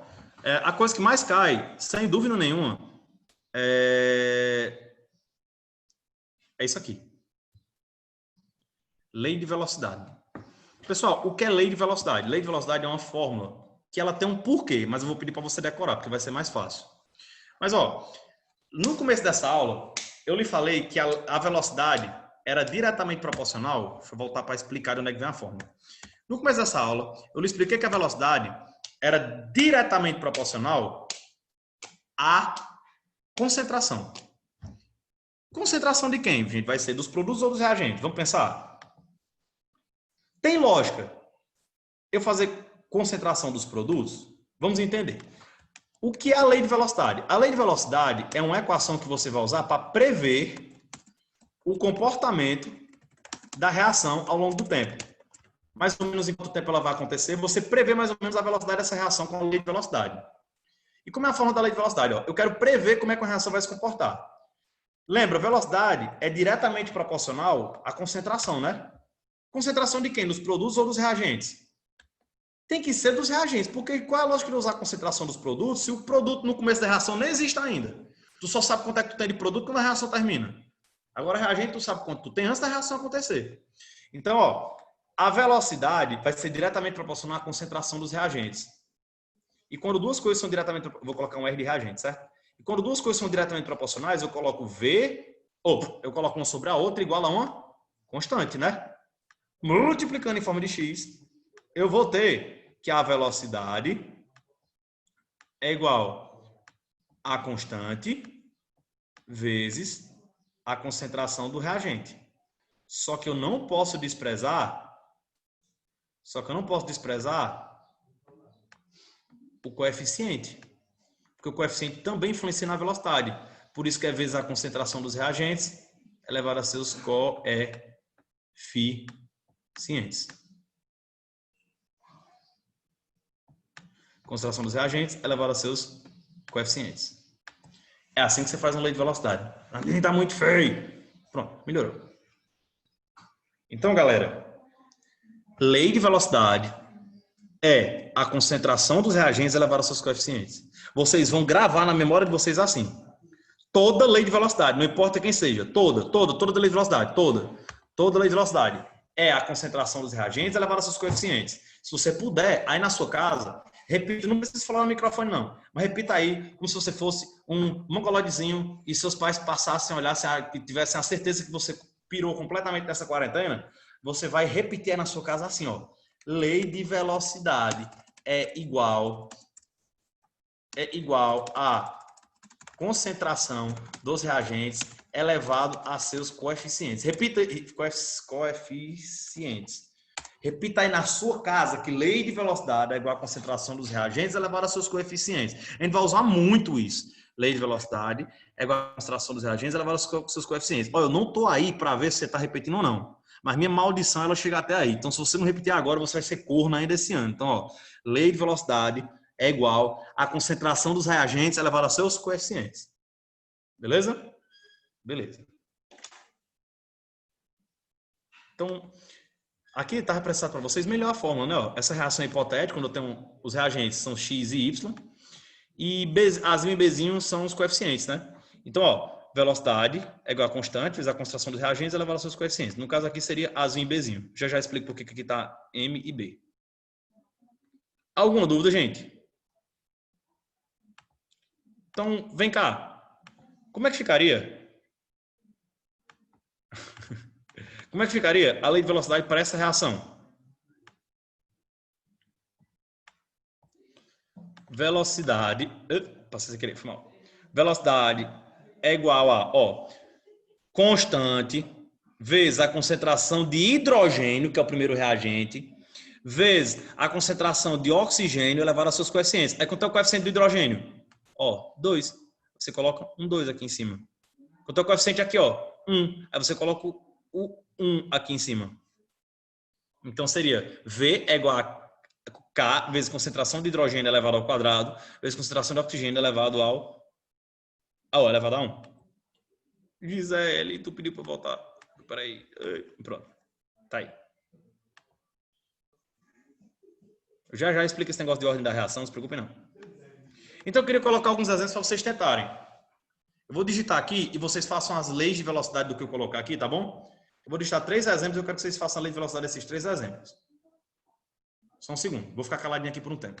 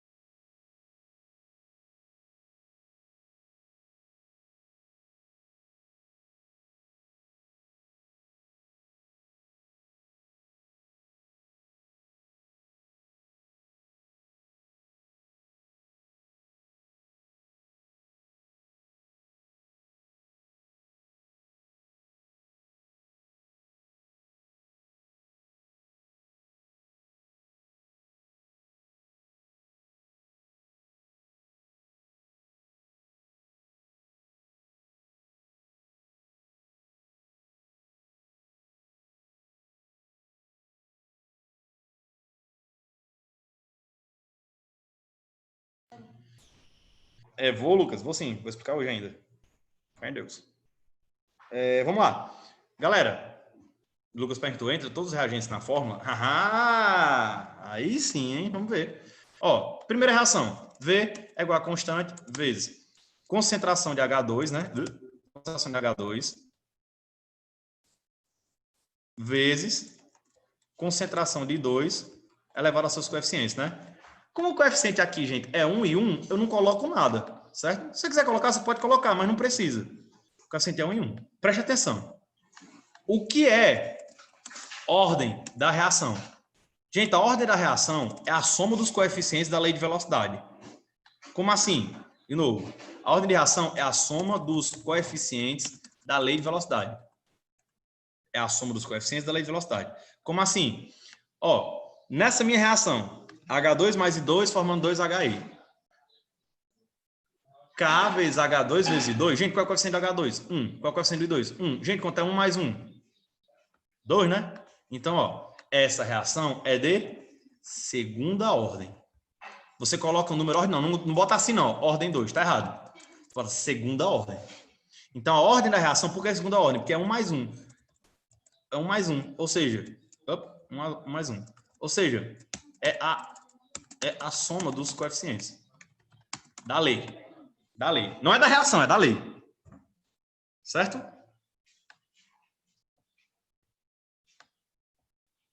Vamos para a segunda reação. Lei de velocidade. V é igual a constante vezes concentração de CO2 elevado a 1, né? Porque o coeficiente é 1. E mais o quê? I só. I só. Por que I só? Porque, gente, lembra que lei de velocidade é a concentração dos reagentes elevado a seus coeficientes? Pessoal, concentração dos reagentes. Quando é que uma coisa tem concentração? É quando tem uma coisa dissolvida em outra. É quando tem uma coisa dissolvida em outra. Povo, quando é que eu tenho uma coisa dissolvida em outra? Quando é uma solução. Quando é uma coisa dissolvida em outra, é uma solução. Geralmente está no estado aquoso, pode ser até no estado gasoso. Mas, pessoal, esse CaO sólido, ele não está dissolvido em nada, né? Ele tem concentração? Não tem. Por isso que o CaO não entra na lei de velocidade. Então, sólidos não entram na lei de velocidade. Sólido não entra na lei de velocidade. Então, a lei de velocidade fica sendo só isso. E qual é a ordem da reação? Ué, primeira ordem. Primeira ordem.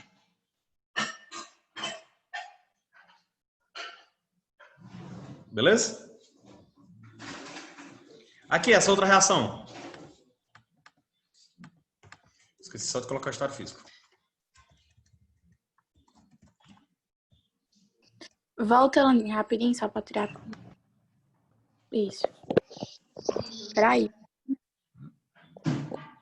Pode tirar. Pronto. Gente, vamos lá. Ó. Como é que fica a lei de velocidade para essa reação? V é igual a K vezes concentração de CO2 e só também. Porque, de novo, para entrar na lei de velocidade, o reagente tem que ter concentração.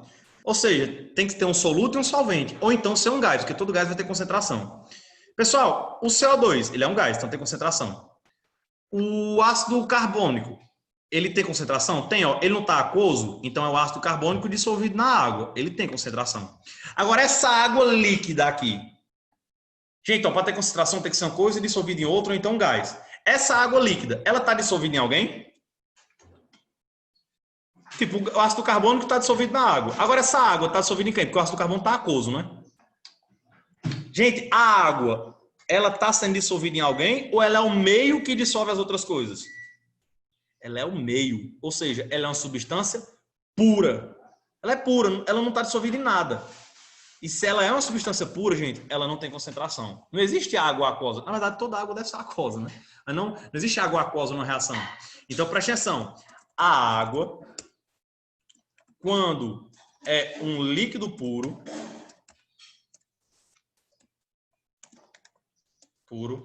e os líquidos puros não entram na lei de velocidade. Então, o que é que você vai repetir até decorar aí no seu subconsciente? Você vai repetir assim, ó. Você vai repetir no seu subconsciente, ó, aqui. Sólidos e líquidos puros não entram na lei de velocidade. Sólidos e líquidos puros não entram na lei de velocidade. Sólidos e líquidos puros não entram na lei de velocidade. Tá achando pouco? Sólidos e líquidos puros não entram na lei de velocidade. Beleza?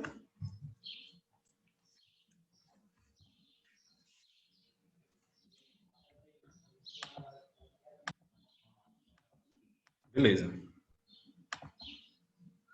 Foi mal. Quem quiser tirar print, hora do print. Print. Vai. Como é que fica a lei de velocidade? Eu quero que você me dê a lei de velocidade e a ordem dessa reação aqui, ó. Faz aí. Lei de velocidade e a ordem dessa reação.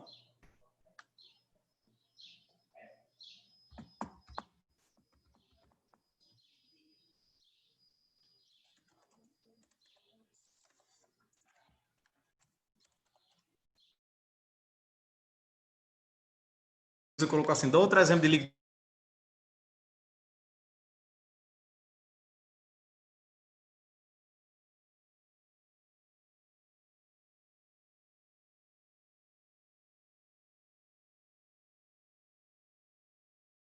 Então, basicamente, você precisa se preocupar só com a água. Vamos lá, gente. Lei de velocidade para essa reação. N2. Ó, vai ser V é igual a K. Sempre verifique se a reação está balanceada. Vezes concentração de N2 elevado a 1 mesmo, né?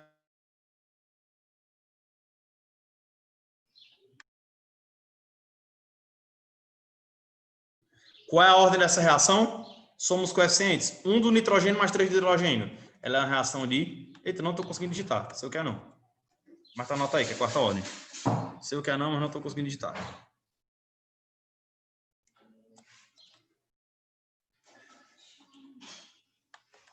Bugou aqui, não estou conseguindo digitar. Quarta ordem, beleza? Foi mal, não estou conseguindo digitar. Bugou. Beleza?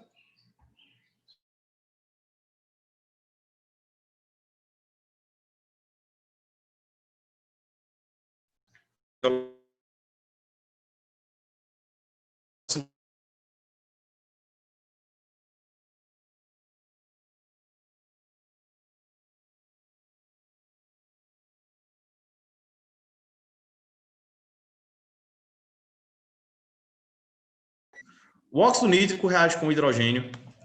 Opa, consegui. O óxido nítrico reage com o hidrogênio, produzindo nitrogênio e vapor d'água de acordo com a equação. Aí ele diz: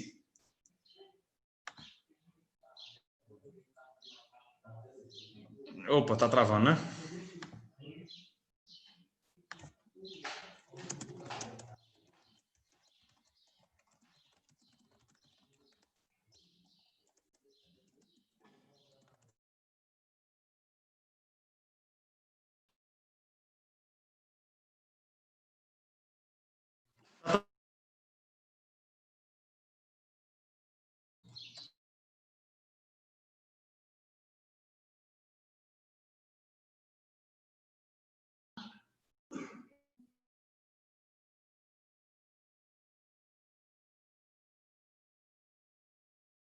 Pessoal, quando o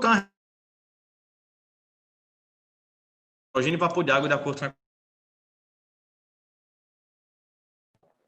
2.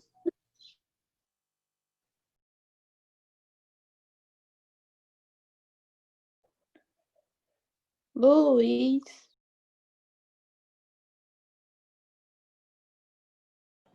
Travou geral.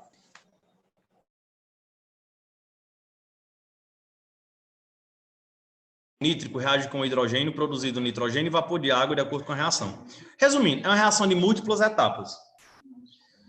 Aí tem a reação global em cima, aí tem embaixo a etapa 1 e a etapa 2. Aí sempre vai ter uma mais rápida e uma mais lenta. Sempre vai ter uma mais rápida e uma mais lenta. E a questão é obrigada a lhe dizer. A questão é obrigada a lhe dizer quem é rápido e quem é lenta. Pergunta, como é que você faz a lei de velocidade? Olha, meu filho, se numa questão de múltiplas etapas, você for atrás de reação global e fizer velocidade pela global, meu filho, você merece o maior pá de chifre que já foi visto na história de Juazeiro do Norte. Meu patrão, isso aqui é o maior pega-besta da parte de cinética química. É quando tem uma reação de múltiplas etapas, aí tem lá que aqui uma etapa é lenta e que outra etapa é rápida, e o cara vai descobrir a global para fazer a lei de velocidade. Mas, pelo amor de Deus, ó, nunca, jamais vá atrás de reação global na reação desse tipo. Isso aí é coisa de termoquímica, nós estamos em cinética. O que é que você vai fazer? Você vai ignorar Você vai ignorar que existem outras reações e vai fazer a lei de velocidade apenas pela etapa lenta. E eu vou lhe explicar o porquê. Ó. Então, tchau, etapa rápida. Tchau, global. Foda-se a global. Adiós, muchacho. Você faz apenas, única e exclusivamente pela etapa lenta. Então, como é que ficaria a lei de velocidade para essa questão? Bem simples. Ficaria assim, ó. Velocidade é igual a constante vezes a concentração de hidrogênio. Tá muito ruim a letra, gente, mas é porque tô pelo notebook aqui, aí tá foda. Vezes a concentração de NO. Pega só o que tá na reação de etapa lenta, ó. Tô pegando hidrogênio e NO elevado ao quadrado, não NO. Aí qual é a ordem dessa reação, pessoal? 1 do hidrogênio mais 2 do NO, do monóxido de nitrogênio. Não diga 3, diga terceira ordem. Beleza? Por que isso, gente? Ó, por exemplo, eu vim para Tarrafas hoje. Aí eu saí de casa e minha viagem só faz pela lenta, Fernando. Ignora as outras, só usa a lenta. Eu vim para Catarrafas, eu demorei 1h30 de viagem. Só que, teoricamente, minha viagem não dura 1h30. Porque, por exemplo, a viagem começa a partir de que momento? A viagem começa quando eu saio da minha casa. Tipo, quando eu saí da minha casa, quando eu entrei no carro, minha viagem começou. Então, vamos dividir minha viagem em etapas. Primeira etapa, eu vou ligar o carro, coisa de segundos. Segunda etapa, vou passar na casa do amigo meu, João Macaru, para buscar ele, para a gente ir para Tarrafas, que ele vem comigo. Durou 10 minutos essa etapa. Passei na casa de Ramiro, para buscar ele, para vir também comigo para Tarrafas. Durou 5 minutos essa etapa. E depois eu demorei 1h30 para sair do Juazeiro e chegar em Tarrafas. Aí quando a pessoa pergunta, ei, quanto tempo durou a viagem? Não, 1h30. Não. A viagem durou 1h40 e alguns minutos e alguns segundos. Só que ligar o carro é uma coisa tão rápida, abastecer é uma coisa tão rápida, buscar o menino é uma coisa tão rápida, que se torna desprezível. É por essa razão que lembra que eu falei que a lei de velocidade, ela tenta prever o comportamento da reação? Quem é que é mais importante no comportamento da reação? Uma reação efêmera, que acontece durante segundos, como a rápida, ou a etapa lenta, que é quem predomina durante todo o processo? A etapa lenta. Então, você vai lembrar que quando tiver mais de uma etapa, você sempre vai fazer pela etapa lenta. Beleza? Landim? Oi. E quando a questão trouxer a reação em uma tabela? Quando você estiver resolvendo as suas questões que ela trouxe uma reação em uma tabela, você vai deixar para fazer na próxima semana, que na próxima semana eu explico. Beleza? Então, gente, hoje eu vou parar por aqui, porque já é 1h35, vocês estão mortos. E essa explicação ela vai demorar pelo menos mais uns 20 a 30 minutos. Então, eu não vou fazer... Oi? Só fiquei em dúvida de uma coisa. Por exemplo, o que vai determinar a velocidade da reação é a mais lenta. Então, a que vai demorar mais e a mais rápida não vai influenciar, é isso? Isso, basicamente. Aí, a parte que tu estava falando, por exemplo, do coeficiente, mas tu disse também que o oxigênio, se eu não me engano, ia ter que ser mais rápido do que o outro. Não, o CH4 ia ter que ser mais rápido do que o oxigênio. Não, o oxigênio ia ter que ser mais rápido. Agora eu fiquei confusa, porque vai acontecer no mesmo tempo. Não, presta atenção. Ali eu estava falando de... Olha a diferença do exemplo. Ali eu estava falando, os reagentes da mesma reação, eles precisam acabar juntos. Os reagentes da mesma reação. Aqui eu estou falando de um processo que tem várias reações, e tem reações que são mais rápidas e reações mais lentas. Então ali a gente estava olhando para a mesma reação, aqui a gente está olhando para várias reações. Tá certo? Entendi. Obrigada. Por nada. Então, gente, eu vou encerrar a aula aqui, porque já tá tarde, tá todo mundo com fome, eu tô morrendo de fome, não comi nada hoje. Vim direto lá de Jati para Tarrafas, não dormi nada também. Então, vou encerrar por aqui. Muito obrigado pela paciência de vocês aí me aguentar por mais uma terça. A partir da próxima terça a gente volta aí com a internet melhorzinha. E na próxima terça a gente vai fazer assim, primeira metade da aula eu vou resolver questões de energia de ligação e questões de cinética química. Vou explicar a energia de ligação, vou explicar essa parte da tabela. Primeiro 1h e meia de aula vai ser isso. Segunda hora de aula, a gente vai explicar o que é o equilíbrio químico, tá bom? E na quarta noite, aproveita que tá bem juntinho, eu já explico equilíbrio químico e equilíbrio iônico, tá bom? Valeu, galera. Muito obrigado aí. Valeu, Tiagão. Fiquem com Deus. Tchau. Tchau, obrigado. Valeu.